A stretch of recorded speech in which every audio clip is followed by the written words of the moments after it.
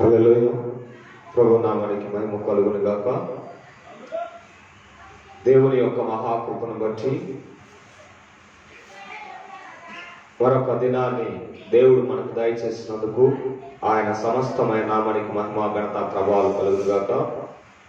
గడిచిన వారం నుండి ఈ వారం అంతా వరకు మనల్ని దీవించి ఆశీర్వాదించిన దేవునికి సమస్త మహిమ ఘనత ప్రభావాలు కలుగును గాక.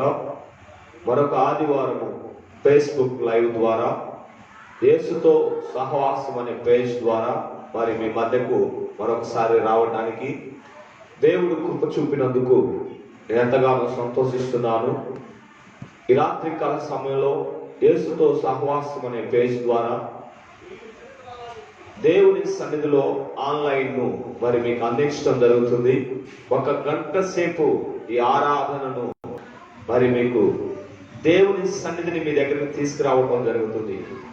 దేవుని మహాకృపను బట్టి ఈ లైవ్ను మీరు చూస్తున్నందుకు, దేవుడు మిమ్మల్ని దీవిస్తున్నందుకు నేను ఎంతగానో సంతోషిస్తున్నాను. ప్రతి ఆదివారము కూడా దేవుని మహాకృపలో ఈ పరిచర్య ఆగిపోకుండా నిరంతరము కొనసాగుతున్నందుకు దేవుని ఎంతగానో నేను స్తుతిస్తున్నాను. మీరందరూ క్షేమముగా ఉన్నారని, మీరందరూ కుటుంబముగా ఆరోగ్యంగా ఉన్నారని నేను ఎంతో ఆనందిస్తూ సంతోషిస్తున్నాను. ఈ రాత్రి కాల సమయంలో ఈ ఫేస్బుక్ లైవ్ ను ప్రార్థనతో మనం ప్రారంభం చేసుకుందాం. దేవుని సన్నిధిలో ప్రార్థనతో ఈ ఫేస్బుక్ లైవ్ ను ప్రార్థనతో ప్రారంభం చేసుకుందాం. ప్రార్థన చేసుకుందాం. పరిశుద్ధుడా పరిశుద్ధుడా గొప్ప దేవా, స్తుతులకు పాత్రుడా, ఆకాశములు మహాకాశములు పట్టజాలన తండ్రి, నాయనా నీ ఘనమైన శ్రేష్టమైన పాదాలకు కృతజ్ఞతలు స్తుతులు స్తోత్రాలు చెల్లిస్తున్నాం. మీరు మమ్మల్ని ఎంతగానో ప్రేమించి అయా ఇదిగో తండ్రి గడిచిన ఆదివారం నుండి ఈ ఆదివారం అంతము వరకు మమ్మల్ని దీవించినందుకు దేవా స్తోత్రాలు. ఈ 6 దినాలు మాతో మీరు కలిసి నడిచినందుకు దేవా స్తోత్రాలు. మమ్మల్ని మీరు నడిపించినందుకు దేవా మీకు స్తోత్రాలు. మా పట్ల మీకున్న దయను బట్టి, మా పట్ల మీకున్న కృపను బట్టి, మా పట్ల మీకున్న ఆలోచనలను బట్టి, ఉద్దేశాలను బట్టి దేవా స్తోత్రాలు. ఈ వారమంతా నీ రెక్కల నీడలో మమ్మల్ని భద్రపరిచి, నీ రెక్కల చాటులో మమ్మల్ని దాచి, ఆరోగ్యాన్ని ఆయుష్నిచ్చి నీ సన్నిధిలో మమ్మల్ని భద్రపరిచినందుకు దేవా స్తోత్రాలు. ఉదయకాల సమయంలో ప్రభువా నీతో కలిసి మేము ఆరాధించడానికి, ఆత్మతో సత్యముతో ప్రభువా మీ నామాన్ని సేవించడానికి మీరు ఇచ్చిన కృపకై దేవా స్తుతులు స్తోత్రాలు. ఈ రాత్రి కాల సమయంలో ఈ ఆన్లైన్ లో ఫేస్బుక్ లైవ్ ద్వారా ప్రభువా మేము అనేకులకు ఈ యొక్క పరిచర్యను భారభరితముతో ప్రభువా అందించడానికి మేము ప్రయాసపడుతుండగా, మా వంతు మేము కృషి చేస్తుండగా, ఎవరైతే ఈ లైవ్ ద్వారా దీవించబడుతున్నారో, ఎవరైతే ఈ లైవ్ ద్వారా బలపరచబడుతున్నారో, ఎవరైతే లైవ్ ద్వారా వారి జీవితాలు దిద్దుకొని వాక్యముని సరి చేసుకుంటున్నారో వారందరినీ మీరు దీవించి ఆశీర్వదించండి. ప్రభునందు మీ ప్రయాసము వ్యర్థము కాదని పౌలు ప్రకటించిన రీతిగా, అయ్యో సువార్తను ప్రకటించకపోతే నాకు శ్రమ అని పౌలు తెలియపరిచిన రీతిగా ఈ రాత్రికాల సమయంలో ఈ సువార్త పరిచర్యలో ప్రభువా మీరు మాకు ఇచ్చిన సమయాన్ని, మీరు మాకు ఇచ్చిన తలాంతులను మీ కొరకు మేము వాడుతూ ఉండగా మమ్మల్ని దీవించండి, ఆశీర్వదించండి.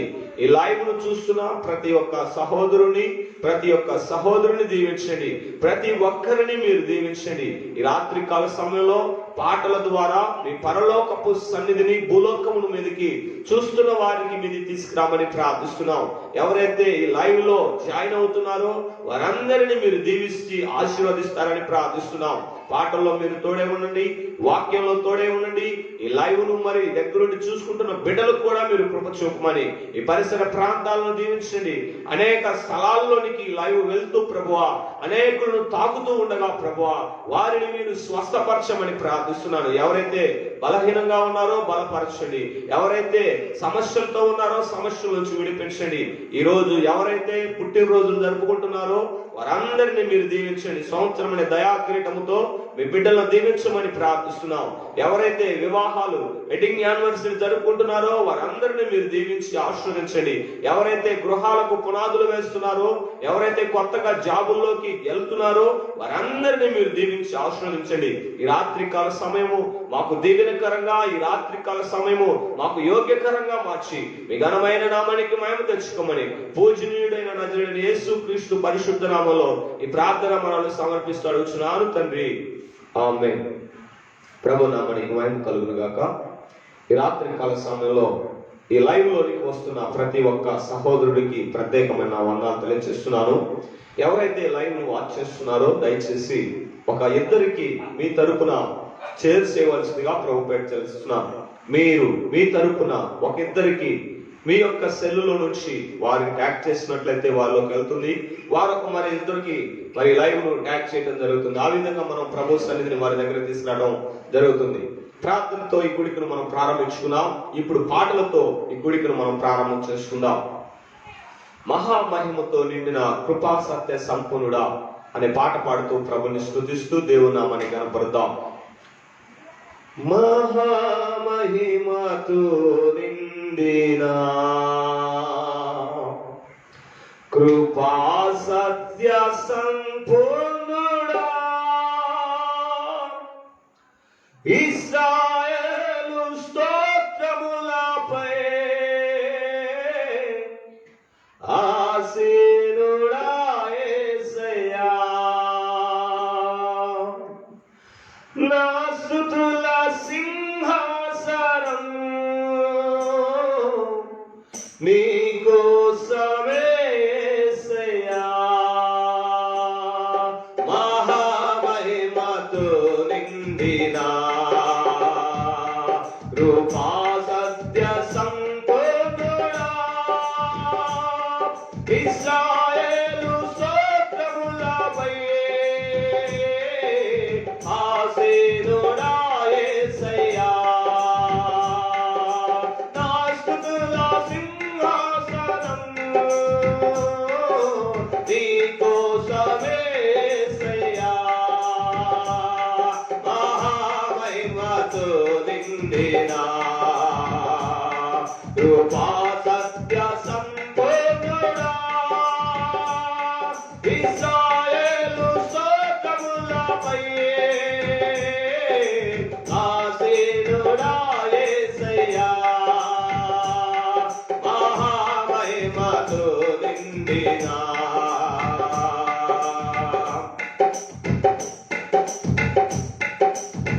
మహిమను విడచి భూమిపైకి దిగి వచ్చి కరుణతో నన్ను పిలచి సత్యమును బోధించి చీకటిని తొలగించి వెలుగుతో నింపితివి. మహిమను విడచి భూమిపైకి దిగి వచ్చి కరుణతో నన్ను పిలచి సత్యమును బోధించి చీకటిని తొలగించి వెలుగుతో నింపితివి. సదయుడవై నా పాదములు తొట్టిల్లనివ్వగా స్థిరపరచి నీ కృపలో నడిపించువాడవు. సదయుడవై నా పాదములు తొట్టిల్లనివ్వగా స్థిరపరచి నీ కృపలో నడిపించువాడవు. మహామహిమతో నిండిన కృపా సత్య సంపూర్ణుడా ఇశ్రాయేలు స్తోత్రములపై ఆసీనుడా యేసయ్యా, నా స్తుతుల సింహాసనం నీకోసమే యేసయ్యా. మహామహిమతో నిండిన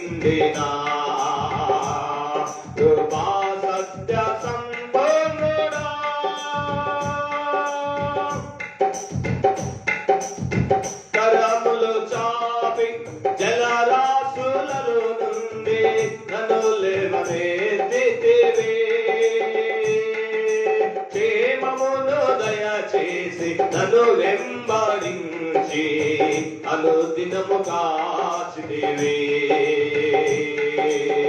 కదములు చాపి జలరాశులలో నుండి నన్ను లేవనెత్తితివి. ప్రేమమును దయచేసి నన్ను వెంబడించి అనుదినము కాచితివి. అక్షయుడా ప్రేమను చూపి ఆదరించినావు. నిర్మలుడా బాహువు చాపి దీవించువాడవు. అక్షయుడా ప్రేమను చూపి ఆదరించినావు. నిర్మలుడా బాహువు చాపి దీవించువాడవు. మహామహిమతో నిండినా కృపా సత్య సంపూర్ణుడా ఇశ్రాయేలు స్తోత్రములపై ఆసీనుడా యేసయ్యా. నా స్తుతుల సింహాసనం నీకోసమే యేసయ్యా. మహామహిమతో నిండినా కృపా సత్య సంపన్నుడా.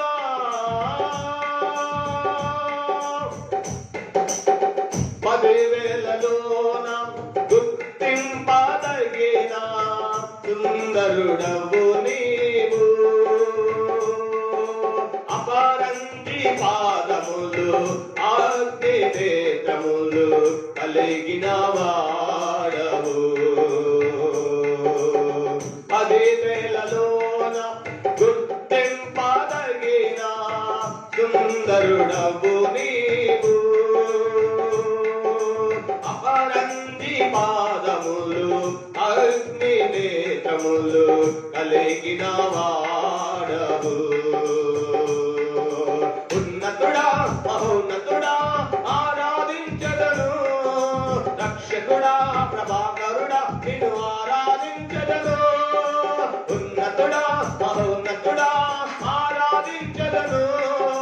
రక్షకుడా ప్రభాకరుడా ఆరాధించదను. మహామహిమతో నిండినా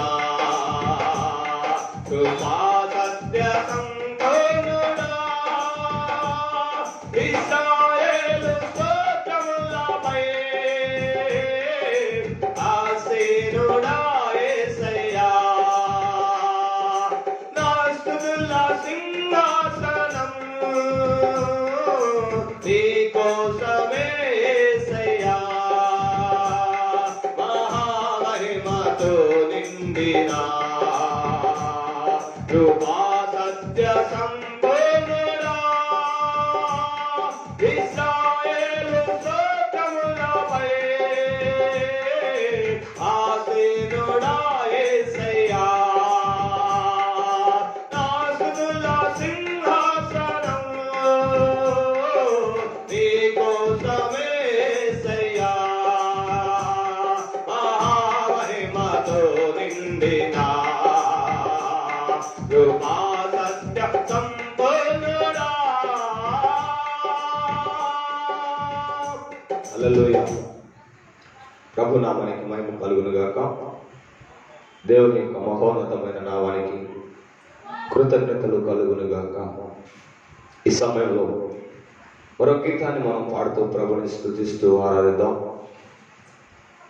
యేసు రక్తము రక్తము అమూల్యమైన రక్తము నిష్కలంకమైన రక్తము అనే పాట పాడుతూ ప్రభుని స్తుతిద్దాం.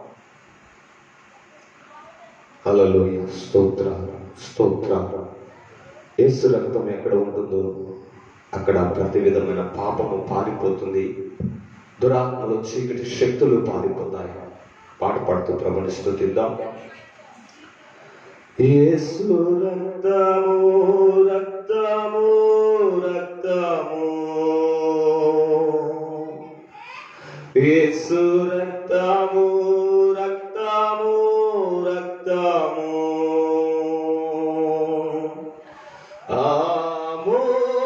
అమూల్యమైన రక్తము నిష్కలంకమైన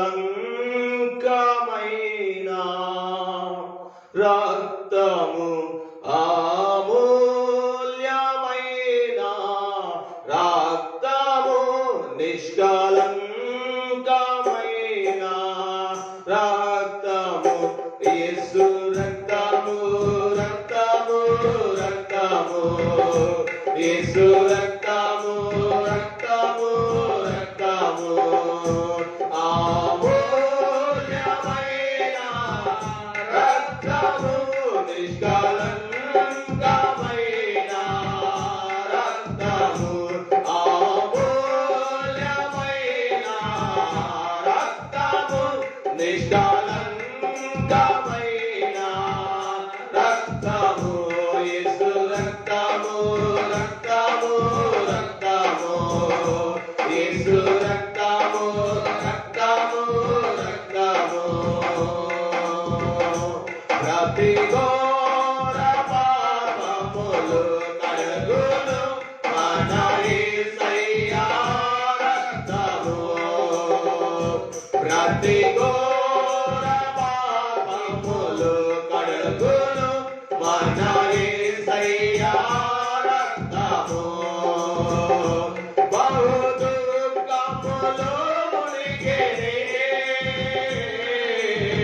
చెమట రక్తముగా మారెనే బహు దుఃఖములో మునిగెనే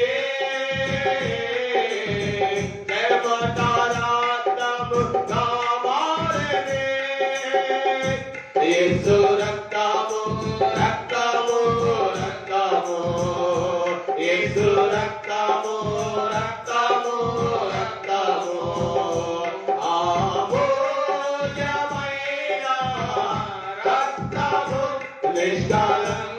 నిష్కలంకమైన రక్తము యేసు రక్తము రక్తము రక్తము యేసు రక్తము రక్తము రక్తము మన సాక్షిని శుద్ధి చేయును మన యేసయ్యా రక్తము మన సాక్షిని శుద్ధి చేయును మన యేసయ్యా రక్తము మన శిక్షను తొలగించెను సంహారమునే స్థాపించెను మన శిక్షను తొలగించెను సంహారమునే స్థాపించెను యేసు రక్తము రక్తము రక్తము యేసు రక్తము రక్తము రక్తము అమూల్యమైన రక్తము నిష్కలంకమైన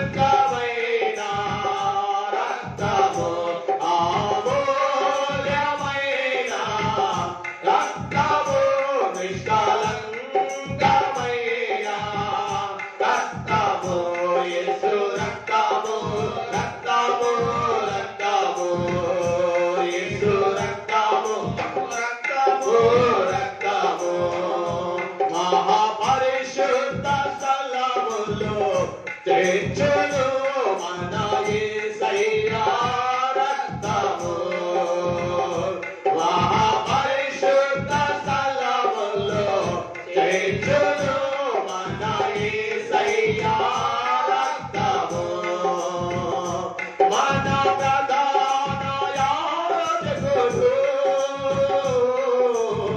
మన కంటే ముందుగా వెళ్ళెను మన ప్రధాన యాజకుడు మన కంటే ముందుగా వెళ్ళెను యేసు రక్తము రక్తము రక్తము యేసు రక్తము రక్తము రక్తము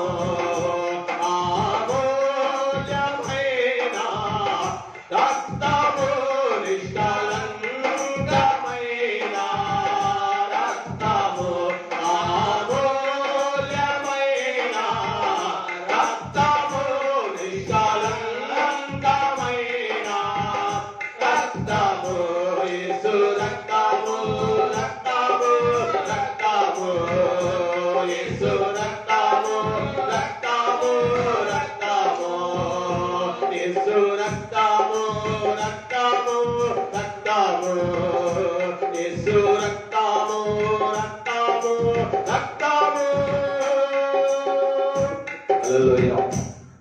ప్రభు నామనికి మహిమ కలుగును గాక. ప్రేమైన సహోదరులారా, ఎవరైతే లైవ్ను చూస్తున్నారో మరొకసారి మీకు ప్రేమపూర్వక వందనాలు తెలియజేస్తున్నాను. ప్రేమపూర్వకంగా మీకు రిక్వెస్ట్ చేస్తున్నాం, ఎవరైతే ఈ లైవ్ను ఆస్వాదిస్తున్నారో దయచేసి మీ సెల్లో నుంచి మరొక ఇద్దరికి మీరు చేసినట్లయితే వారిని కూడా ఈ లైవ్కి మీరు ఆహ్వానించిన వారు అవుతారు. మనకు కావాల్సింది లైవ్లు కాదు, ఆత్మల రక్షణ కావాలి, మీ ప్రార్థన అవసరతలు కావాలి. మీకోసం మేము ప్రార్థన చేయడానికి నిరంతరం కూడా ఎదురు చూస్తూ ఉన్నాం. లైవ్ల కోసం పెట్టిన ప్రోగ్రాం అయితే కాదు ఇది. కేవలం దేవుని ఆత్మల రక్షణ కొరకు మాత్రమే ఈ పరిచర్య జరగడం జరుగుతుంది. ఒక పాపి మారు మనసు పరలోకంలో సంతోషం అని దేవుని వాక్యం తెలియపరుస్తుంది. ఆఖరి పాట పాడుకుంటూ మనం దేవుని సందేశంలోకి వెళ్దాం. నా హృదయం ఎంతో జీవము గల దేవుని దర్శింప ఆనందముతో కేకలు వేయించున్నది. శాశ్వత కృపను నేను తలంచగా కానుకానైతే నీ సన్నిధిలో అనే పాట పాడుతూ ప్రభుని స్తుతిద్దాం. నా హృదయమెంతో జీవము గల దేవుని దర్శింపానందముతో కేకలేయుచున్నది. నా హృదయమెంతో జీవము గల దేవుని దర్శింపానందముతో కేకలేయుచున్నది. నా దేహమెంతో నీకై ఆశించే, నా దేహమెంతో నీకై ఆశించే, శాశ్వత కృపను నే తలంచగా అనుగానైతిని నీ సన్నిధిలో, అనుగానైతిని నీ సన్నిధిలో, శాశ్వత కృపను నే తలంచగా.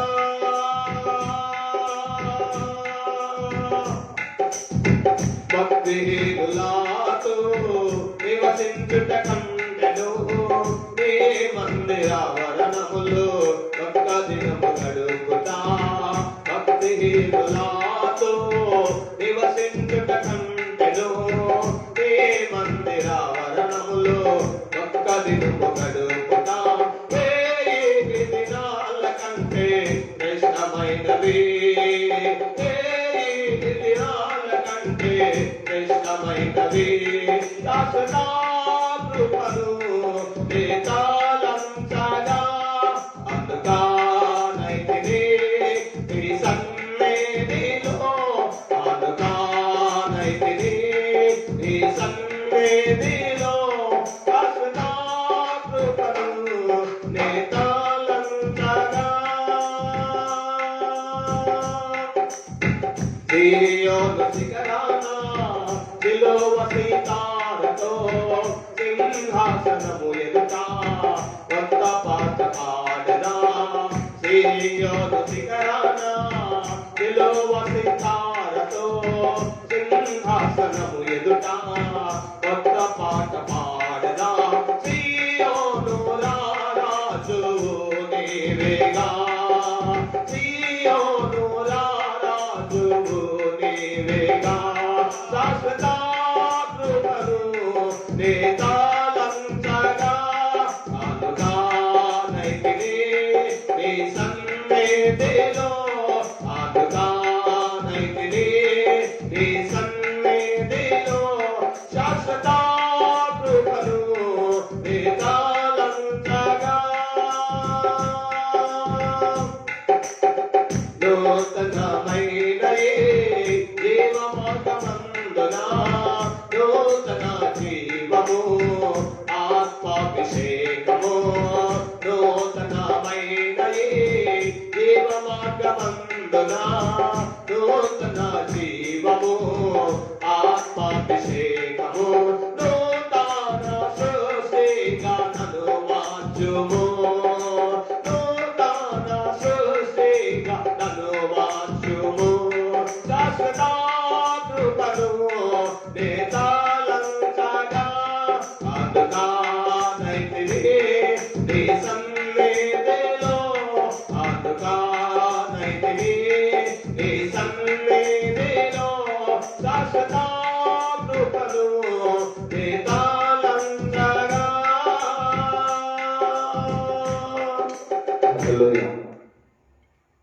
నామానికి మహిమ కలుగును గాక. ఇంతవరకు చక్కగా పాటలు పాడుతూ ప్రభుని స్తుతించడానికి, ఆయన ఆరాధించడానికి దేవుడు మనకు ఇచ్చిన మహాభాగ్యముకై, ఆయన కృపకై లెక్కలేని వందనాలు తెలియజేస్తున్నాం. ఈ సమయంలో ఓ చక్కని చిన్న సందేశాన్ని దేవుని వాక్యంలో నుంచి మనం నేర్చుకుందాం. బైబిల్ గ్రంథంలో నుంచి దేవుని మహాకృపలో ఆయన పాదాల దగ్గర కనిపెడుతూ ప్రార్థన చేస్తూ ఉన్నప్పుడు, ఏమి చెప్పాలి ప్రభువా అని ఆలోచిస్తున్నప్పుడు, ఏది చెప్తే నీ ప్రజలు దీవించబడతారు, ఏది చెప్తే నీ ప్రజలకు ఆశీర్వాదకరంగా ఉంటుంది, నా మాటలు మరుగుపరచండి, నీ మాటలు దయచేయండి ప్రభు అని నేను దేవుని సన్నిధిలో మాట్లాడుతున్నప్పుడు దేవుడు నాకు బయలుపరిచిన కొన్ని విషయాలు నేను మీతో పంచుకోవాలని ఆశపడుతున్నాను. గడిచిన వారంలో మనం మార్పు యొక్క పరిచయం గురించి మరి నేర్చుకోవడం చూసాం. మార్పు యొక్క పరిచయం గురించి మరి మనం నేర్చుకోవడం చూసాం. మార్కు సువార్త ఎవరు రాశారు, అసలు ఈ మార్కు ఎవరు అని మనం చూచడం జరిగింది. బైబిల్ గ్రంథంలో నుంచి మార్కుకి ఎవరు బాప్తిసం ఇచ్చారు, మార్కుని ఎవరిని రక్షణకు నడిపించారు, మార్కు ఎవరి ఒక కుమారుడు, మార్కు ఏ ఊరి వాడు అని అనేకమైన విషయాలు మరి బైబిల్ గ్రంథంలో నుంచి మరి పంచుకోవడం జరిగింది.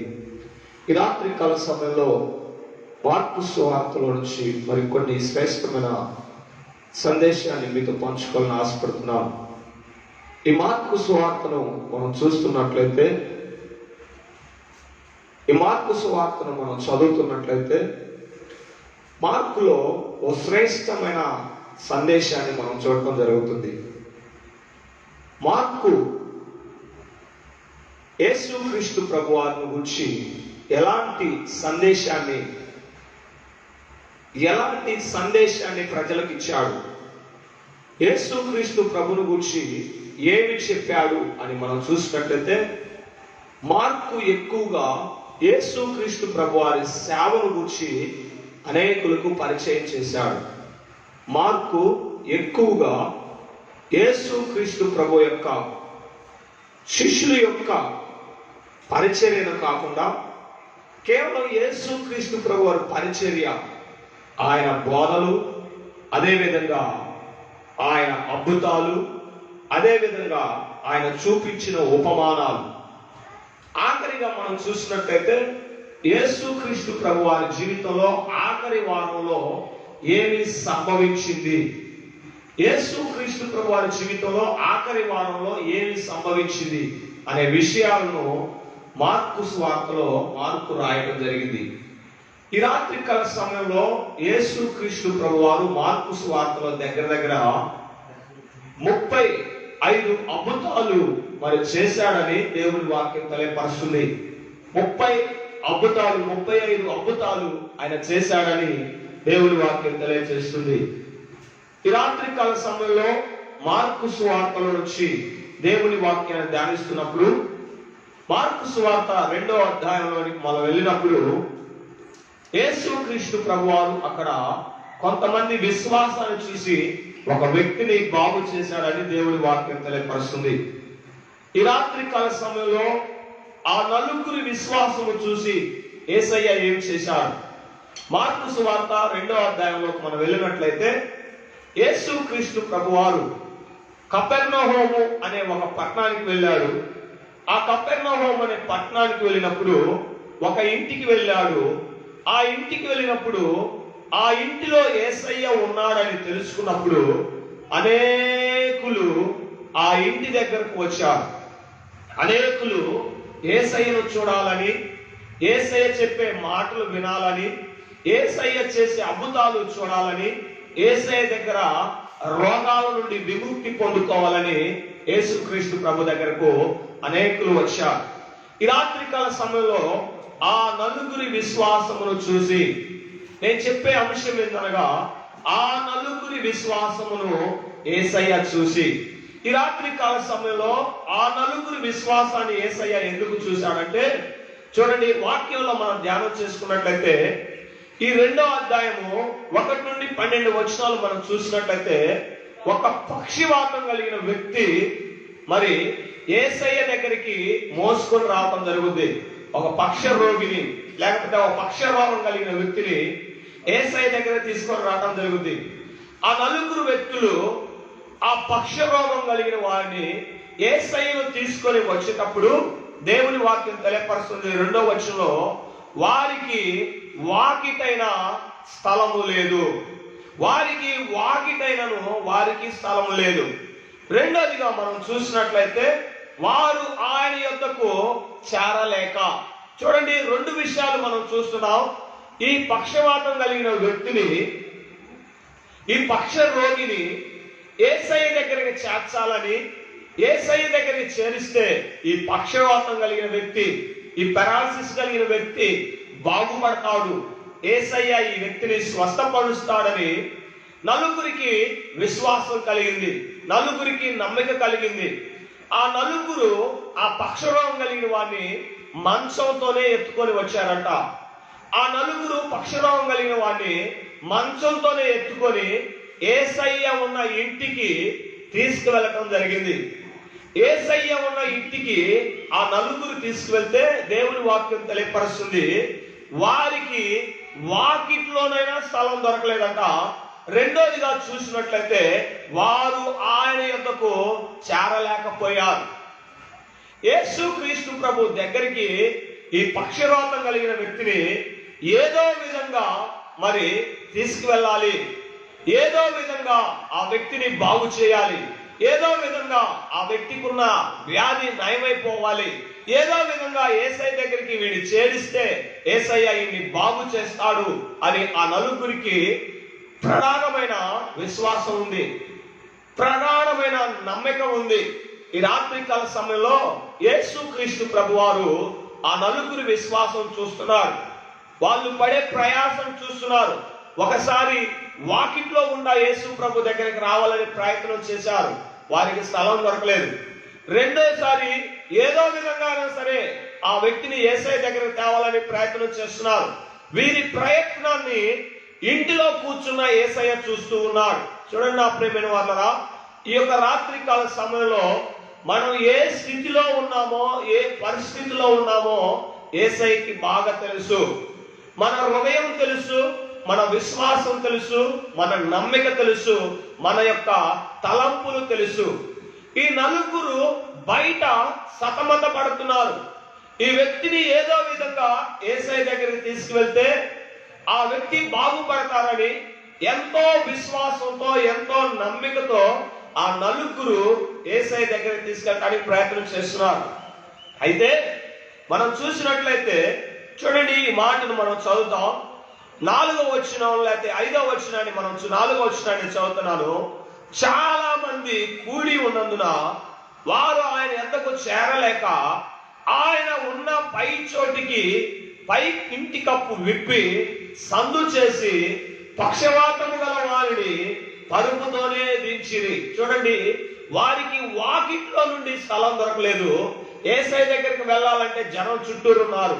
వారికి ఒక ఆలోచన వచ్చింది, ఏం చేయాలి, ఏం చేస్తే బాగుంటుంది, ఏం చేస్తే ఈ పక్షరోగం కలిగిన వ్యక్తిని యేసయ్య దగ్గరికి మనం చేర్చగలం అని వారు ఆలోచించి యేసయ్య కూర్చున్న గది పైకి వాళ్ళు ఎక్కారు. పైకి ఎక్కి ఆ ఇంటి మీద పెంకులు విప్పదీశారు. అది పెంకుటిల్లు. ఆ పెంకులు విప్పదీసేసి సందు చేసి యేసయ్యను కూర్చున్న దగ్గర యేసయ్య దగ్గరికి ఆ పరుపుతో ఉన్నవాడిని, మంచంతో ఉన్నవాడిని ఆ ఇంట్లోకి ఆ సందులో నుంచి యేసయ్య దగ్గరికి దించాడు. అందుకనే ఈ రాత్రికాల సమయంలో యేసయ్య, నేను చెప్పబోయే సందేశం, యేసయ్య చూసింది ఎవరిని అని చూసినట్లయితే 5వ వచనాన్ని చదువుతున్నాను. మన అంశం అదే, యేసు వారి విశ్వాసమును చూసి. ఈ రాత్రికాల సమయంలో యేసయ్య మన విశ్వాసాన్ని చూసి మనను స్వస్థపరుస్తాడు. యేసయ్య మనకున్న నమ్మికను చూసి యేసయ్య మనల్ని బాగు చేస్తాడు. యేసయ్య పైన మనకున్న నమ్మకము, యేసయ్య పైన మనకున్న విశ్వాసము, యేసయ్య పైన మనకున్న భక్తి, యేసయ్య పైన మనకున్న నమ్మకము, ఈ 3 యేసయ్య దగ్గరికి మనం చేర్చగలుగుతాయి. యేసుక్రీస్తు ప్రభువారు వారి విశ్వాసాన్ని చూసి అంటున్నాడు, ఏమని అంటున్నాడు? కుమారుడు నీ పాపాలు క్షమింపబడి ఉన్నవని పక్షవాయువు గల వారితో చెప్పాడు. మార్కు యేసుక్రీస్తు ప్రభువారి మాటలను స్పష్టంగా మనకు తెలియజేస్తున్నాడు. ఈ యొక్క అధ్యాయంలో మనం చూసినట్లయితే యేసుక్రీస్తు ప్రభువారు 1 నుండి 12 వచనాల్లో పక్షవాతం కలిగిన వారిని స్వస్థపరిచాడు. తర్వాత 13 నుంచి 17 వచనాల్లో మనం చూసినట్లయితే మత్తయి అనే మరొక శిష్యుని పిలిచాడు. ఆ మత్తయి యేసుక్రీస్తు ప్రభును తన ఇంటిలోకి తీసుకెళ్తాడు. యేసుక్రీస్తు ప్రభువుకు భోజనం పెడతాడు. ఇంకా మనం చూసినట్లయితే యేసుక్రీస్తు ప్రభువారు ఉపవాసాన్ని గురించి చెప్తా ఉన్నాడు. అయితే నేను చెప్పే సందేశం ఏంటంటే, మన జీవితంలో విశ్వాసం అనేది ఒక దిక్సూచి లాంటిది. మన జీవితంలో విశ్వాసం అనేది ఒక దిక్సూచి లాంటిది. ఎందుకనంటే మన దిక్కులన్నీ తప్పిపోయినప్పుడు, దిక్సూచి మన దగ్గర ఉన్నప్పుడు మనం ఏ మార్గం గుండా ప్రయాణించాలో మనకి నేర్పించేది దిక్సూచి. చూడండి, ఒక వాడకి ఒకటి కావాలి. ఆ వాడను మనం నడిపించాలంటే మనకాడ అది లేకపోతే మనం వాడను నడిపించలేం.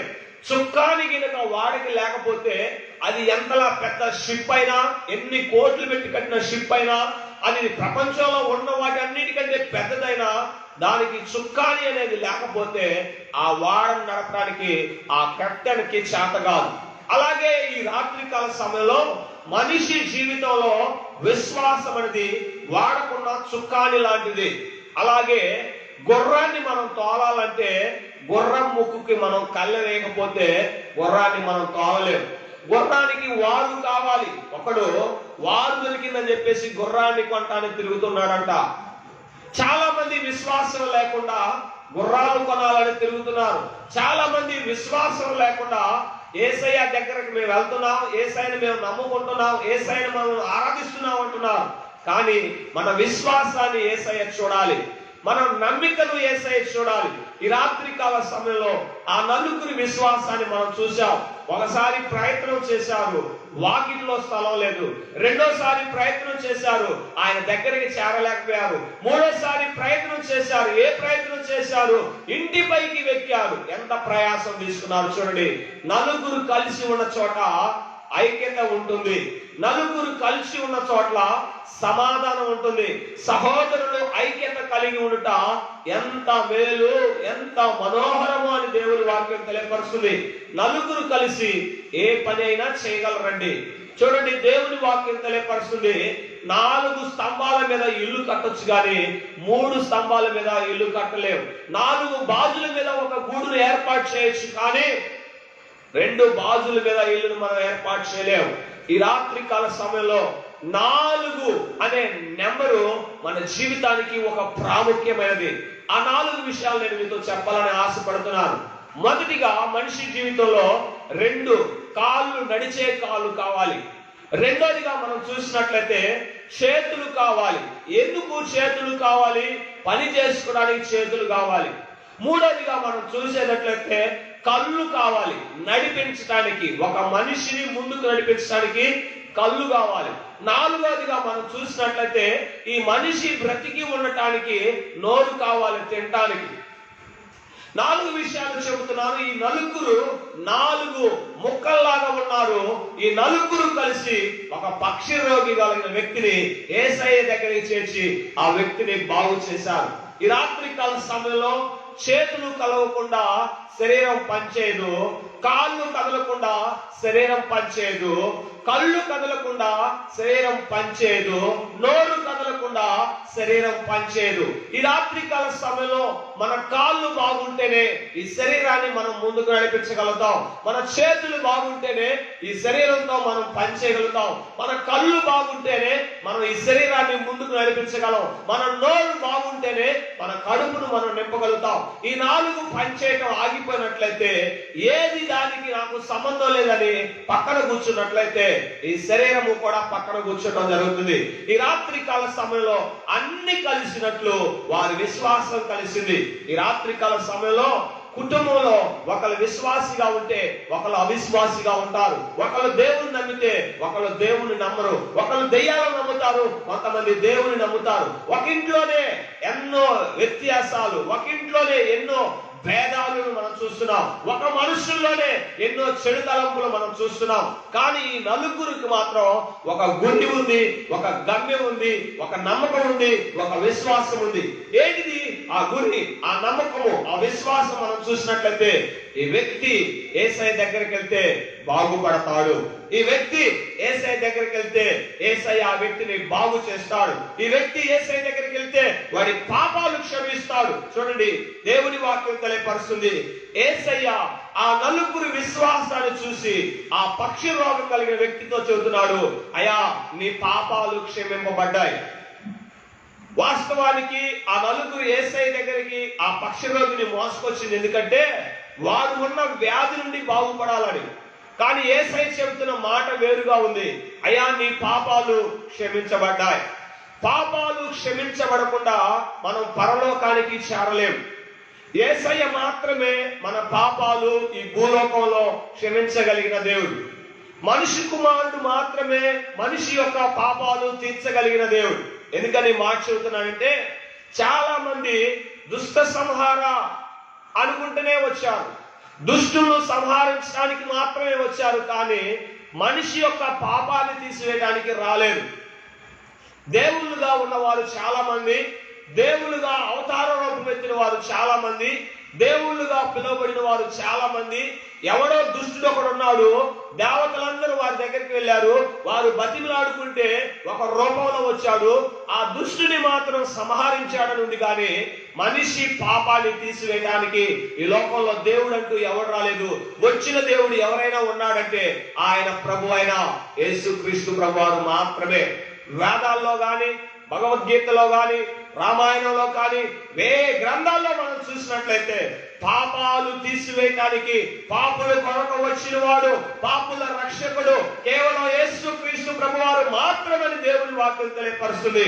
పాపుల రక్షకుడు, పాపాలు తీసివేయడానికి వచ్చిన వాడు, పాపము నుండి విడిపించి పరలోకమును చేర్చడానికి వచ్చిన వాడు, ఆయన భూలోకానికి పరలోకానికి నిచ్చెనగా వచ్చిన వాడు. ఈ యొక్క రాత్రికాల సమయంలో ఒక మనిషి పాపాలు పోవాలంటే యేసుక్రీస్తు రక్తంలో తన పాపాలు కడుక్కోవాలి. యేసయ్య అంటున్నాడు, నీ పాపాలు క్షమింపబడ్డాయి అనగానే ఆ ఇంటి దగ్గర చాలా మంది నీతి బోధకులు ఉన్నారు. యేసు ప్రభు కంటే పెద్ద వయసు కలిగిన వారు ఉన్నారు. యేసుక్రీస్తు ప్రభు కంటే వయసులో పెద్దోళ్ళు, యేసుక్రీస్తు ప్రభు కంటే సేవా పరిచర్యను ముందుగా ప్రారంభించిన వాళ్ళు, యేసు ప్రభు కంటే దేవాలయాల్లో ముందుగా బోధలు చెప్పే వాళ్ళు ఉన్నారు. యేసుక్రీస్తు ప్రభు కంటే ముందుగా ఉపవాసం చేసే వాళ్ళు ఉన్నారు. యేసుక్రీస్తు ప్రభు కంటే ముందుగా ఉండి వాక్యాన్ని చెప్పే వాళ్ళు ఉన్నారు. కానీ వాళ్ళందరూ ఉండి అంటారు, అయ్యా ఈయనేంది దేవదూషణ చేయించున్నాడు, దేవుడు ఒక్కడే కదా పాపాలు క్షమించేవాడు, ఈయనేంది దేవదూషణ చేస్తున్నాడు, ఈయనేంది వాక్యాన్ని విరోధంగా బోధిస్తున్నాడు, ఈయనేంది పాపం చేస్తున్నాడు అన్నప్పుడు ఎమ్మటే యేసయ్య వారి హృదయాలు వెరిగి, వారి ఆలోచనలు వెరిగి, ఈ రాత్రికాల సమయంలో నీ హృదయం తెలిసిన దేవుడు, నీ ఆలోచనలు తెలిసిన దేవుడు, నీ హృదయ పరిస్థితిని తెలిసిన దేవుడు. దావీదు అంటాడు, అయ్యా నా హృదయాన్ని పరిశోధించు, నా మనస్సును పరిశోధించు, నా పాపమును పరిశోధించు, నాలో పాపమేమో దాగి ఉన్నదేమో పరీక్షించి పరిశోధించి నా పాపమును తీసివేయి ప్రభువా. నా బాల్య పాపములను జ్ఞాపకం చేసుకోవాకు, నేను చేసిన పాపముల నుండి నన్ను విడిపించు. ఈ రాత్రికాల సమయంలో మనం కృంగిపోతున్న కృంగుబాటు యేసయ్యకు తెలుసు, మనం కాచే కన్నీరు యేసయ్యకు తెలుసు, మన హృదయంలో ఉన్న ఆలోచనలు తెలుసు, మన నోటి నుండి వచ్చే మాటలు యేసయ్యకు తెలుసు.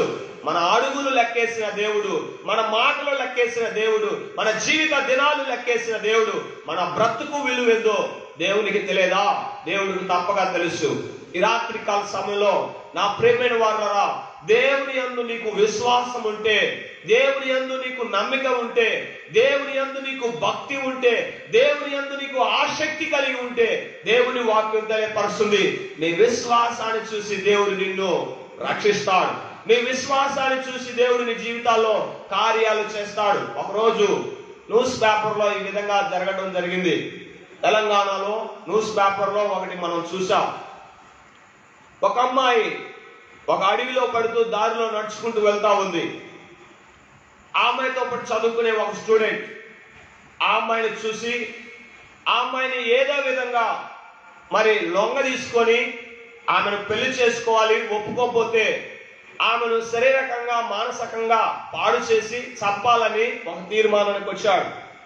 చాలాసార్లు ఆ అమ్మాయిని మరి ప్రయత్నం చేశాడు, కానీ ఆ అమ్మాయి అతని ప్రలోభాలకి లొంగలేదు.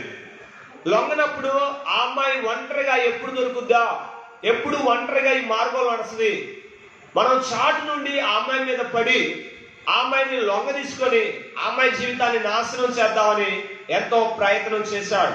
ప్రయత్నం చేస్తూ ఆ అమ్మాయి కోసం ఎదురు చూస్తున్నాడు. ఎదురు చూస్తున్న కొలది ఆ అమ్మాయిని చూశాడు. ఆ అమ్మాయి వచ్చింది, వెళ్ళిపోయింది.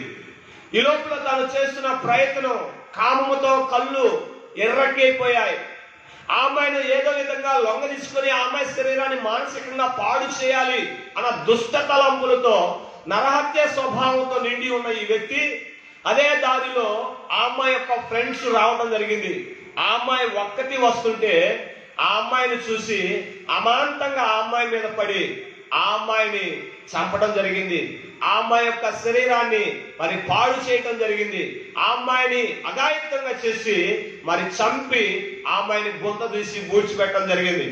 అయితే వాళ్ళ తల్లిదండ్రులు వెళ్ళి మిస్సింగ్ కేసు పెట్టారు. అయ్యా, మా అమ్మాయి ఇలా గడిచిన రాత్రి నుంచి కాన్ రావట్లేదు, కాలేజీ నుంచి వస్తుంది, కాలేజీ నుంచి వచ్చినప్పుడు అమ్మాయి మార్గంలోనే వచ్చింది, ఆ మార్గంలో వస్తున్నప్పుడు అమ్మాయి కాన్ రాలేదు, ఏమైపోయిందో తెలియదు, మాకు భయంగా ఉందని చెప్పేసి నా ప్రేమైన వారి తల్లిదండ్రులు కంప్లైంట్ మిస్సింగ్ కేసు పెట్టినప్పుడు పోలీసులు తమదైన శైలిలో ఎంక్వైరీ చేస్తున్నప్పుడు అక్కడ చాలా మంది వారిని, ఆ మార్గంలో నడిచిన వారందరినీ కూడా మరి పోలీసులు పిలిచి సీసీ ఫుటేజ్ ద్వారా అందరిని పిలిచి మరి ఎవరెవరు తిరిగారు నడుస్తున్నప్పుడు కనీసం ఒక 30 మంది అక్కడ నిలబెట్టారు. అయితే ఆ సమయంలో ఒక యాడ్ చూశారు. ఎవరైనా ఈ మార్గంలో అఘాయిత్యంగా కనబడిన వారు, ఏదో పని చేయాలని కంగారు పడుతూ తిరిగిన వాళ్ళు, ఏదైనా తప్పు చేయాలని టెన్షన్ పడుతూ తిరిగిన వాళ్ళు ఎవరైనా కనబడట్లయితే, పలాని సమయంలో తెలిసినట్లయితే దయచేసి మాకు తెలియచేయండి, వారికి ఇంత పరిహారం మేము ఇస్తామని చెప్పేసినప్పుడు ఒక అమ్మాయి ఒక సమయంలో ఒక వ్యక్తి తిరగడం చూసినప్పుడు ఆ అమ్మాయి టేస్ట్కి వెళ్ళింది.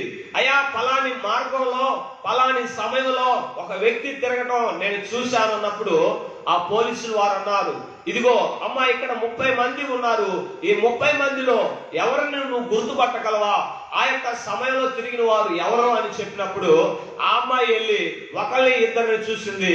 మూడవ వాడిని చూసి ఆ వ్యక్తిని గడిచిన రాత్రి 8 గంటల సమయంలో ఈ రోడ్లో తిరగటం నేను చూశాను. ఆ హత్య జరిగింది ఎప్పుడంటే 8:30 జరిగింది. ఎమ్మటే పోలీసులు వాడిని పట్టుకున్నారు. ఎరా, నిజం చెప్పురా, ఏం చేశావురా అని అడిగినప్పుడు వాడు టెన్షన్ పడి, అయ్యా వాస్తవమే, ఆ అమ్మాయిని మరి చంపింది నేనే, ఆ అమ్మాయిని పాడు చేసింది నేనే ఒప్పుకుంటూ, ఎందుకు చేశారా ఆ అమ్మాయిని నువ్వు పాడు చేశావంటే, అయ్యా వాస్తవానికి నేను పాడు చేయాలనుకున్నది ఈ అమ్మాయి కాదు, ఇదిగో ఈ అమ్మాయిని. ఏ అమ్మాయి అయితే నన్ను గుర్తుపట్టి పాడు చేయాలనుకుంటున్నానో ఆ అమ్మాయి ఏమో తప్పించుకుంది, ఆ అమ్మాయి తప్పించుకున్నాక ఈ అమ్మాయిని నేను పాడు చేశాను. వాస్తవానికి నేను ప్రేమించింది ఈ అమ్మాయిని, వాస్తవానికి ఈ అమ్మాయిని పాడు చేయాలనుకున్నాను, కానీ ఈ అమ్మాయి తప్పించుకొని ఆ అమ్మాయిని నేను పాడు చేయాల్సిన అమ్ముకునుకున్న అమ్మాయి ఏమో తప్పిపోయింది.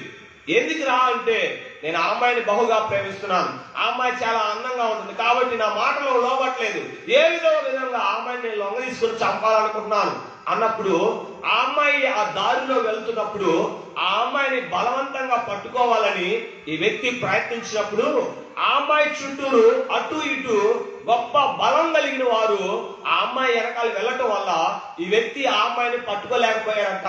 పోలీసులు అడిగారు, అమ్మా, నీకు ఇంత సెక్యూరిటీ ఎక్కడి నుంచి వచ్చిందమ్మా, నీకు బాడీ గార్డ్స్ ఉన్నారా అన్నప్పుడు ఆ అమ్మాయి ఆలోచించి అంటుంది, అయ్యా, నాకు సెక్యూరిటీ ఎవరు లేరు, నాకు బాడీ గార్డ్స్ ఎవరు లేరు, నేను ప్రతిరోజు ప్రార్థన చేస్తాను. ఏమనంటే, ప్రభువా, ఏ దుష్టుని కన్ను నా మీద పడకుండా నేను కాలేజీకి వెళ్ళేటప్పుడు కాలేజీకి వచ్చేటప్పుడు నన్ను కాపాడు ప్రభువా అని చెప్పేసి ప్రతిరోజు నేను ప్రార్థన చేసుకుని వెళ్తాను. కాలేజీ నుండి బయలుదేరి వచ్చేటప్పుడు నేను ప్రార్థన చేసుకుని వస్తాను. నా దేవుని పైన నేను ఉంచిన విశ్వాసం, నా దేవుని పైన నేను ఉంచిన ప్రార్థన, నా దేవుని పైన నేను ఉంచిన నమ్మకము నన్ను కాపాడింది.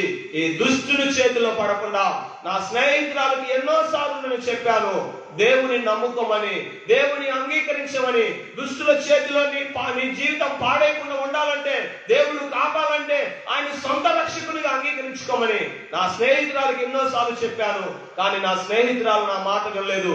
ఈ రోజు ఈ దుష్టుని చేతిలో నా స్నేహితురాలు తన జీవితాన్ని కడతీర్చిందని ఆ అమ్మాయి సాక్షి చెప్పింది. ఇది నిజంగా జరిగిన సంఘటన. ప్రియమైన వారులారా, నేను ఎందుకు చెబుతున్నానంటే, ఎవరైతే దేవుని యందు విశ్వాసం ఉంచుతారో దేవుడు వారి విశ్వాసాన్ని చూసి వారి బిడ్డలను కాపాడతారు, వారి కుటుంబాన్ని కాపాడతాడు, వారి కుటుంబం చుట్టూ ఆయన కంచెను కాపుదలను ఉంచుతాడు. అందుకనే దేవుడు అబ్రహామును పిలిచినప్పుడు అబ్రహాము దేవుని నమ్మి విశ్వసించి దేవునికి లోబడినోడు దేవుని వాక్యం తెలియపరుస్తుంది. ఎవరైతే దేవుని యందు విశ్వాసం ఉంచుతారో దేవుడు వారిని బహుగా దీవిస్తాడు. అబ్రహాము దేవుని నమ్మిను, అది అతనికి నీతిగా ఎంచబడెను. ఈ రాత్రి కాల సమయంలో నీ స్వననీతితో, నీ స్వనభక్తితో నువ్వేదో చేద్దామని నువ్వు ఆర్భాటాలు చేస్తున్నావేమో, నీ భక్తి దేవుని దృష్టికి మురికి గుడ్డలాగా ఉంది. నీ విశ్వాసము దేవునికి గుడ్డితనంగా ఉంది. దేవుని దగ్గరికి నీ విశ్వాసము మంచి హృదయముతో దేవుని దగ్గరికి వచ్చినట్లయితే దేవుడు నిన్ను ముడతాడు, దేవుడు నిన్ను స్వస్థపరుస్తాడు, దేవుడు నిన్ను బాగు చేస్తాడు. వారి ఆలోచనలు బాగలేదు, వారి తలంపులు బాగలేదు, వారి ఉద్దేశాలు బాగలేదు. దేవుడు ఒక్కడే కదా పాపాలు క్షమించగలిగిన వాడు. ఈ వ్యక్తి ఎవరు పాపాలు క్షమిస్తున్నానప్పుడు యేసయ్య అంటాడు, యేసయ్య అంటాడు, చూడండి ఆ మాట నేను చదువుతాను అంటాను. 9వ వచనం నేను చదువుతున్నాను. 9వ వచనం, 2:9 వచనం. నీ పాపాలు క్షమింపబడి అని చెప్పుట సులభమా, నీవు లేచి నడవమని చెప్పుట సులభమా? పాపాలు క్షమింపబడినవని చెప్పడం సులభం కాదు, అలాగే నీవు లేచి నడవమని చెప్పడం సులభం కాదు. ఈ రాత్రి కాల సమయంలో యేసయ్యకు అసాధ్యమైనది ఏది లేదు. యేసయ్య బాగు చేయనది ఏది లేదు. యేసయ్య బాగు చేయనదంటూ ఏది లేదు. యేసయ్య కట్టనది లేదంటూ ఏది లేదు. యేసయ్య దీవించలేనిదంటూ ఏమి లేదు. ఈ రాత్రి కాల సమయంలో సమస్తాన్ని బాగు చేయగలిగిన వాడు, సమస్తాన్ని కట్టగలిగిన వాడు, సమస్తాన్ని స్థాపించగలిగిన వాడు, సమస్తాన్ని సృష్టించిన వాడు యేసయ్య అంటున్నాడు, నీ పాపాలు క్షమింపబడ్డవి. ఎంతో మందితో యేసయ్య ఈ మాట చెప్పాడు, నీ పాపాలు క్షమింపబడి ఉన్నవని. 40 సంవత్సరాలు ఒకే స్థలంలో పడిపోయి సహాయం లేక నిస్సహాయంతో బెతస్దా కోనేటి దగ్గర పడి ఉన్న ఒక వ్యక్తి, 38 సంవత్సరాల నుంచి 40 సంవత్సరాల దాకా పడి ఉన్న వ్యక్తి సహాయం కోసం ఎదురు చూసినప్పుడు యేసయ్య వారి దగ్గరికి వెళ్ళి, నీవు స్వస్థ పొందుతా కోరుచున్నావా, నీకు స్వస్థత కావాలా అని అడిగినప్పుడు ఆ వ్యక్తి అంటాడు, అయ్యా ఎన్నో సంవత్సరాల నుంచి నేను ఇక్కడ పడి ఉన్నాను, 38 ఏళ్ళ నుండి 40 సంవత్సరాల దాకా నేను ఇక్కడ పడి ఉన్నాను, నాకు ఎవరు సహాయం చేసేవారు లేరు, ఎవరు నన్ను స్వస్థపరిచేవారు లేరు, ఎవరు నన్ను ఆదరించేవారు లేరు, ఇక్కడే పడి ఉంటున్నాను, ఇక్కడే నా జీవితం ఎల్లబుచ్చుతున్నాను, ఇక్కడే నేను పడి ఉన్నాను అన్నప్పుడు యేసయ్య అంటాడు, నీవు స్వస్థత పొందుకోగోరుచున్నావా, నీవు బాగుపడాలని ఆశపడుతున్నావా అన్నప్పుడు వాడు అంటాడు, నేను బాగుపడాలని ఆశ ఉంది, అయితే నీవు నమ్ముతావా నేను నిన్ను బాగు చేస్తానన్నప్పుడు వాడు నేను నిన్ను నమ్ముతానన్నాడు. ఎమ్మటే యేసయ్య అన్నాడు, నీవు లేచి నడువు అన్నాడు. ఎమ్మటే యేసయ్య వాడిని లేచి నడవమన్నప్పుడు బిగసుకపోయిన వాడి కాలంలో నరములో బలము వచ్చింది. ఎమ్మటే వాడు దిక్కున లేచిను అని దేవుని వాక్యం తెలియపరుస్తుంది.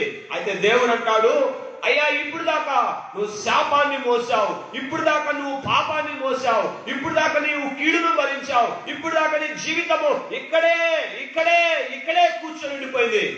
నీవు అనుభవించిన కీడు చాలు, నువ్వు మోసిన శాపం చాలు, ఇక వెళ్ళి పాపం చేయవాకు, ఇక వెళ్ళి పాపం చేయవాకు, నీ పాపాలు నేను క్షమించాను, నేను నిన్ను స్వస్థపరిచాను. అలాగే యేసుక్రీస్తు ప్రభు వారి దగ్గరికి ఒక పాపాత్మురాలైన స్త్రీ పరుగెత్తుకొని వచ్చి ఆయన చాటును దాక్కుంటది. ఆమె వ్యభిచారం చేస్తుంటే పట్టబడినప్పుడు అక్కడున్న వారు చూసి, ధర్మశాస్త్ర ప్రకారము ఒక ఇద్దరు భార్యాభర్తలు కాని వారు వ్యభిచారం చేస్తుంటే చూచి వారు దొరికినప్పుడు వారిని ఊరి బయటికి తీసుకువెళ్ళి రాళ్లతో కొట్టి చంపమని ధర్మశాస్త్రం చెప్పింది. కాకపోతే వీళ్ళు ఎలాంటి వారంటే, వ్యభిచారం చేసిన వాడిని పురుషునేమో వదిలిపెట్టారు, పాపాత్మురాలైన స్త్రీని పట్టుకొని ఆమెను పట్టణం దాకా తోలుకొని వచ్చారు. ఎప్పుడైతే పట్టణానికి ఎలుపల యేసు ప్రభు కూర్చున్నాడో, ఎలుపల యేసు ప్రభు దగ్గర కూర్చున్న యేసయ్య దగ్గరికి వెళ్ళి ఏమో దాక్కున్నప్పుడు పట్టణంలో ఉన్న వారు అందరూ వచ్చి అంటున్నారు, బోధకుడా, మా ధర్మశాస్త్రంలో ఉన్నది మేము పాటిస్తున్నాం, ఎవరైతే వ్యభిచారం చేస్తున్నారో వారిని రాళ్లతో కొట్టి చంపమని వాక్యం చెబుతుంది, దాన్ని మేము చేస్తున్నాం, దీనికి నీ సలహా ఏంటి అన్నప్పుడు యేసు ప్రభు అన్నాడు, మీలో పాపం లేని వాడు ఎవడో మొట్టమొదటిగా వచ్చి ఆ మీద రాయి వేయవచ్చు. మీలో తప్పు లేని వాడెవడో, మీలో నీతివంతుడెవడో, మీలో పరిశుద్ధుడెవడో, మీలో యథార్థవంతుడెవడో, మీలో పాపము ఎరగని వాడు ఎవడో వచ్చి మొట్టమొదటిగా ఆ మీద రాయి వేయవచ్చు అన్నప్పుడు నా ప్రేమని వాళ్ళరా, వచ్చిన వారందరూ కూడా ఆ దారిలో తొలగిపోయారు. వచ్చిన రాళ్ళందరూ కింద పడేశారు, అందరూ వెళ్ళిపోయారు. యేసయ్య దగ్గర మనం నిలబడితే మనం నీతివంతులమో, పరిశుద్ధులమో, పాపాత్ములమో మనకు తెలుస్తుంది. మన ఎదుటిగా మనం నిలుచుకొని, నాకంటే నీతివంతుడు లేడు, నాకంటే పరిశుద్ధులు లేరు, నాకంటే దేవుని యందు భయభక్తులు కలిగిన వారు లేరు, నాకంటే మంచివారు లేరని మనల్ని మనం పొగుడుకోవడం కాదు. యేసయ్య ఎదుట మనం నిలబడ్డప్పుడు మన నీతి, మన నిజాయితీ, మన భక్తి, మన యథార్థత, మన బ్రతుకు బయటపడుతుంది. యేసయ్య ఎదుట మనం లేనప్పుడు మనం ఎన్ని చేసుకున్నా అవి దొంగ సాకులే, అవన్నీ ఆపద్దాలే. యేసయ్య ఎదుట మనం ఉండాలి. అందరూ వెళ్ళిపోయినాక యేసయ్య అంటాడు, అమ్మా, ఎవరైనా నిన్ను శిక్షించారా, ఎవరైనా నిన్ను కొట్టారా తల్లి అన్నప్పుడు ఆమంటది, లేదు ప్రభువా, ఎవరు నన్ను శిక్షించలేదు, ఎవరు నన్ను కొట్టలేదు ప్రభువా, ఎవరు నన్ను దూషించలేదు ప్రభు అన్నప్పుడు యేసయ్య అంటాడు, అమ్మా, నేను కూడా నిన్ను శిక్షించను, అయితే నీ పాపాలు క్షమిస్తున్నాను, నీ పాప జీవితాన్ని బాగు చేస్తున్నాను, నువ్వు వెళ్ళి ఇక పాపము చెయ్యవద్దు. ఈ రాత్రి కాల సమయంలో ముగ్గురుతో చెబుతున్నాడు యేసయ్య, ఇక పాపంలో ఉన్నావా, పాపాన్ని భరించావా, చాలు, ఆ పాపాన్ని వదిలివేయి. ఏ పాపంలో ఉన్నావో, ఏ వ్యసనంలో ఉన్నావో, ఎలాంటి జీవితంలో ఉన్నావో ఆ పాపపు బ్రతుకును వదిలివేసి ఈ రోజు విశ్వాసంతో నా దగ్గరికి రా, నేను నీ పాపాలు క్షమిస్తాను. యేసయ్య ప్రతి పాపం నుండి మనల్ని పరిశుద్ధులుగా చేయను. ఆయన రక్తము ప్రతి పాపం నుండి మనల్ని తెలుపు చేస్తుందని దేవుని వాక్యం తెలియపరుస్తుంది. మనం యేసయ్య దగ్గరికి వెళ్ళి మన పాపాలు మనం ఒప్పుకున్నట్లయితే ఆయన మనల్ని నీతివంతులుగా చేయను అని దేవుని వాక్యం తెలియపరుస్తుంది. ఈ రాత్రి కాల సమయంలో ఆ నలుగురు విశ్వాసము ఒక పక్షవాతం కలిగిన వారిని బాగు చేసింది. వారి డబ్బులు ఆ వ్యక్తి వ్యాధిని బాగు చేయలేవు, వారికి ఉన్న జ్ఞానము ఆ వ్యక్తి వ్యాధిని బాగు చేయలేవు. ఆనాడు అంత టెక్నాలజీ లేదు, కానీ ఆనాడే యేసయ్య అనేక పక్ష రోగులను స్వస్థపరిచారు.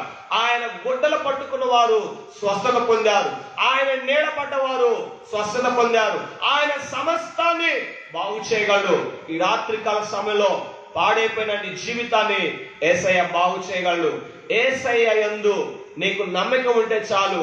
యేసయ్య నన్ను స్వస్థపరచగలడు, యేసయ్య నా బ్రతుకును బాగు చేయగలడు, యేసయ్య నా కుటుంబాన్ని కట్టగలడు, యేసయ్య నా జీవితాన్ని ఉద్ధరించగలడు, యేసయ్య నన్ను ఉన్నతమైన స్థానానికి తీసుకెళ్ళగలడు అని చెప్పేసి నువ్వు భక్తి విశ్వాసం నుంచి నమ్మికతో దేవుని దగ్గరికి వచ్చినట్లయితే యేసయ్య నిన్ను స్వస్థపరుస్తాడు. చూడండి ప్రేమైన దేవుని బిడ్డలారా, పరలోకపు దేవుని వారసులారా, దేవుని వాక్యం మీతో మాట్లాడుతుంది. రాత్రి కాల సమయంలో భూలోకములో ఉన్న నిన్ను పరలోకానికి యేసయ్య తీసుకెళ్లాలని ఆశపడుతున్నాడు. నువ్వు చావక ముందే, నువ్వేదో ఒక రోజు చచ్చిపోతావు, ఈ లోకాన్ని విడిచి పరలోకానికో నరలోకానికో వెళ్తావు. అయితే దేవుని ఆశ నీవు చావక ముందే నీ పాపముల నుండి విడిపించి నిన్ను పరలోక రాజ్యానికి తీసుకెళ్లాలని, ఆయన పక్కలో నిన్ను కూర్చోబెట్టాలని ఆయన ఆశపడుతున్నాడు, ఆయన కోరుకుంటున్నాడు. నీ పట్ల ఆయన ఎంతో ఆసక్తితో ఎదురు చూస్తున్నాడు. ఆయన చెప్పాడు, నేనే మార్గము, నేనే సత్యము, నేనే జీవము, నా ద్వారా తప్ప ఎవరు పరలోక రాజ్యానికి చేరలేడు. ఈ రాత్రి కాల సమయంలో నీ డబ్బు నిన్ను చంద్రగ్రహానికి తీసుకెళ్తామో కానీ పరలోక రాజ్యానికి తీసుకెళ్దు. నీ డబ్బు నిన్ను చంద్రగ్రహంలో స్థలం కొనిపించగలదేమో కానీ అక్కడ మంచి వాతావరణాన్ని నీకు ఇవ్వలేదు. ఈ రాత్రి కాల సమయంలో నా ప్రేమైన వాళ్ళరా, యేసు క్రీస్తునందు జీవము మనల్ని పరలోకానికి తీసుకెళ్తుంది. యేసు క్రీస్తునందు విశ్వాసము మనల్ని పరలోకానికి వారసులుగా చేస్తుంది.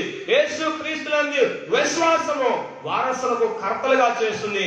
యేసయ్యను తండ్రి, ప్రభువా, నా దేవుడా, నా రక్షకుడా అని కేకలు పెట్టే అధికారాన్ని దేవుడు మనకు దయచేస్తున్నాడు. ఇంతకీ మనం చూసినట్లయితే 11వ వచనాన్ని మనం చదువుదాం. 11వ వచనాన్ని చదువుదాం. పక్షవాయు గలవాడిని చూసి, నీవు లేచి నీ పరుపెత్తుకొని ఇంటికి పొమ్మని నీతో చెప్పుచున్నాను అనెను. ఎమ్మటే ఆ పక్షవాతం కలిగిన వాడు, నా ప్రేమైన వాళ్ళరా, వాడు పరుపెత్తుకొని లేచెను. ఎమ్మటే వాడు పరుపెత్తుకొని లేచి నడవసాగెను. ఇప్పుడు దాకా పక్షరోగంతో నలుగురు చేత మోసుకొని వచ్చిన వాడు ఎవరి సహాయము లేకుండా తన దారిలో తాను మంచం మీద నుండి, పరుగు మీద నుండి లేచాడు. చాలా మంది జీవితాల్లో చెప్పే సలహాలు ఏంటంటే, నాకు వాళ్ళు సహాయం చేయలేదు, వీళ్ళు సహాయం చేయలేదు, వారు నన్ను ఆదుకోలేదు, వీరు నన్ను ఆదుకోలేదు అని చెప్పేసి సనుగులు, గొనుగులు, మొఖాలు తిప్పటాలు. మాకు అవసరానికి ఉపయోగపడతారా మీరు? మా అవసరాలకు మీరు ఉపయోగపడతారా? మాకు బాధలు వచ్చినప్పుడు మీ కళ్ళకు మేము కనబడతామా అని చెప్పేసి అపండాలు మోపుతా ఉంటారు, చివాట్లు పలుకుతూ ఉంటారు. కానీ యేసయ్య దగ్గరికి మనం వచ్చినప్పుడు ఏం జరుగుతుంది అని మనం దేవుని వాక్యం చూసినట్లయితే, మనం రోగంతో వస్తే ఆయన మనల్ని బాగు చేసి పంపుతాడు. మనం ఎవరో ద్వారా దేవుని సన్నిధికి వస్తే ఎవరి సహాయం లేకుండా ఆయన మనల్ని బాగు చేస్తాడు.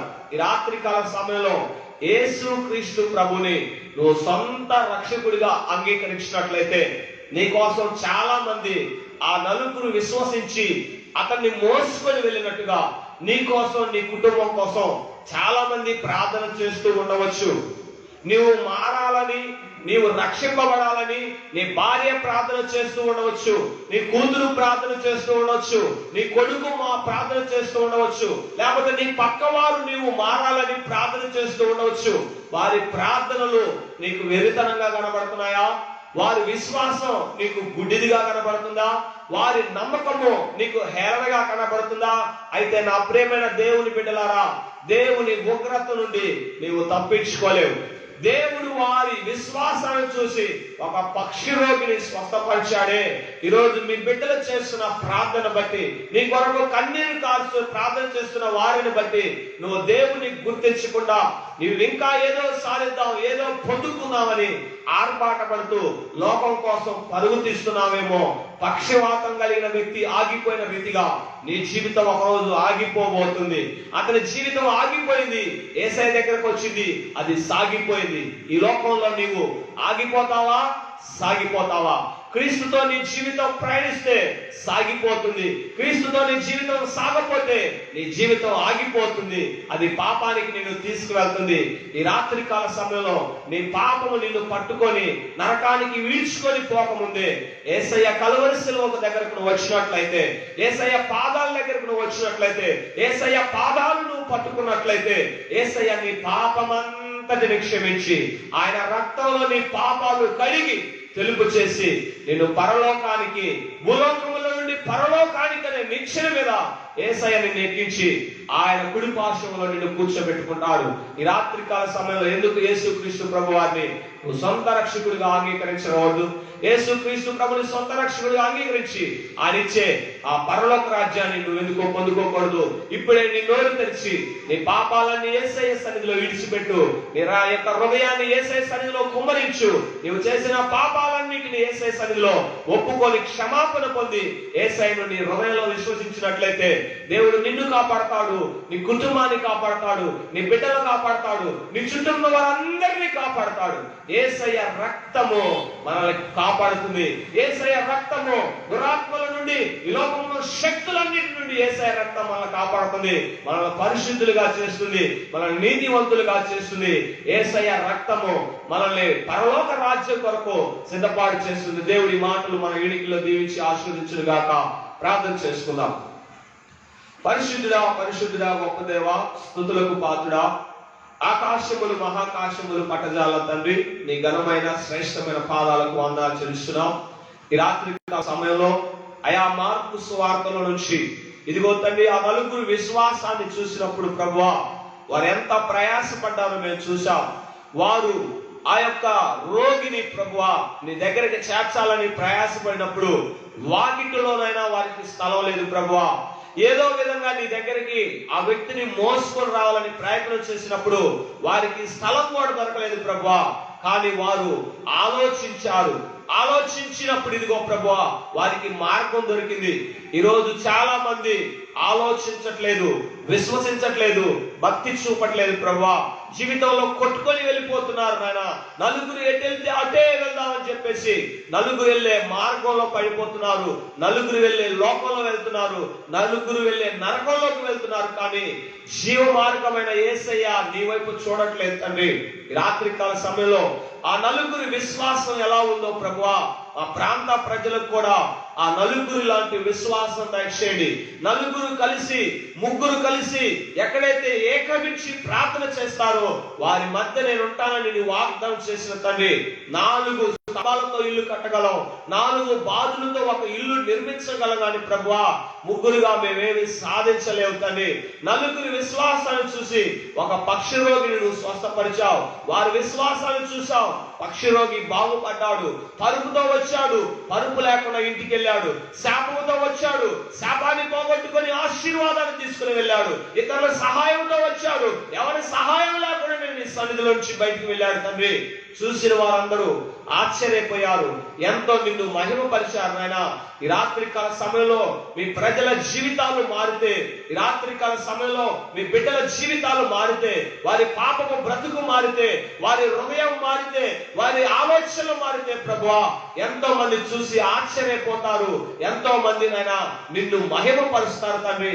ఈ రాత్రికాల సమయంలో పాపము చేత ఏడవబడి కొట్టబడి అయా ఇదిగో తండ్రి శాపాన్ని ద్వేషాలను మోస్తున్న వారు, అయా బాధలను మోస్తున్న వారు ఎంతో మంది ఉన్నారు నాయన.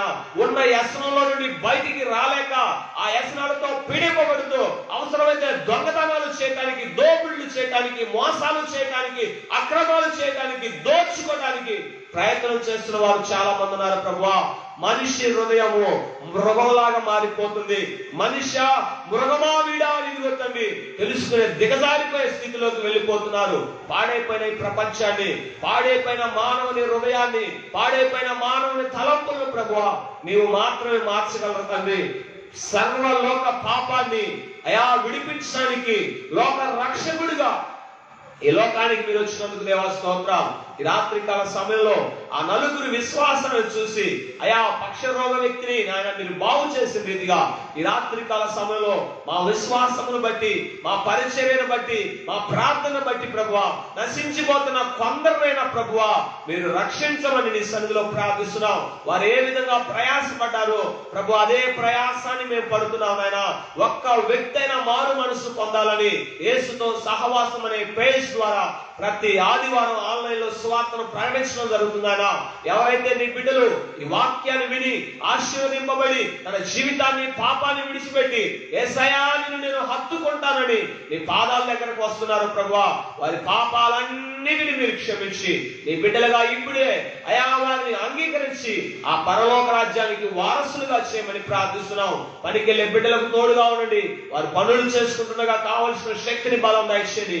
ఎవరైతే స్కూల్కి వెళ్తున్నారో, కాలేజీలకు వెళ్తున్నారో, జాబ్స్కి వెళ్తున్నారో ప్రభువా వారందరినీ మీరు దీవించి ఆశీర్వదించండి. ఎవరైతే అప్పుల బాధలో ఉన్నారో అప్పుల బాధల నుండి విడుదల దయచేయండి.